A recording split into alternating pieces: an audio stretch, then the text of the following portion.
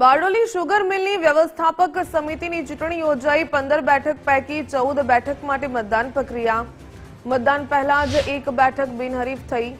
5340 સભાસદોમાંથી 2430 મતદાન કરશે। અન્ય સભાસદો વિદેશમાં હોવાથી મતદાન નહીં કરી શકે। 3 જિલ્લાઓમાં યોજાઈ રહી છે મતદાનની પ્રક્રિયા। સહકાર પેનલ અને પરિવર્તન પેનલની વચ્ચે સીધો જંગ।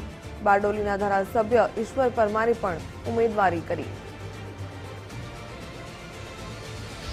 આજે સવારે 9 વાગ્યાથી બારડોલી તાલુકામાં સમાવિષ્ટ એવી 5 ઝોનની બેઠકોનું મતદાન સાર્વજનિક વિદ્યાલય અસ્તાન ખાતે થઈ રહ્યું છે। ખૂબ ઉત્સાહપૂર્ણ અને શાંતિપૂર્ણ માહોલમાં મતદાન થઈ રહ્યું છે।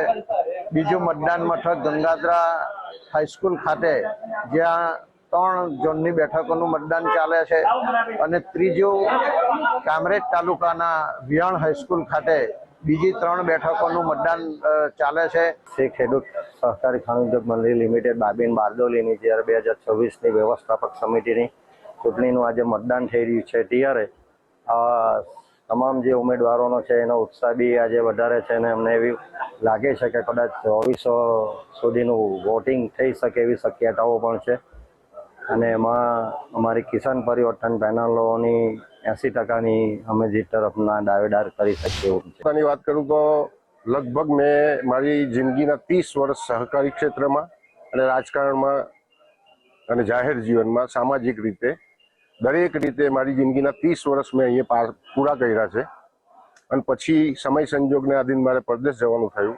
પરંતુ જ્યારે આર્થિક હિતની વાત આવે ત્યારે અમે બીજું બધું સાઈડ પર મૂકીને અમારો યોગદાન અને અમારો સ્વાર્થને લીધે અહીંયા સુધી આવીએ છીએ અને બીજું કે માતૃભૂમિનું, જન્મભૂમિનું, કર્મભૂમિનું ખેંચાણ અમને અહીંયા સુધી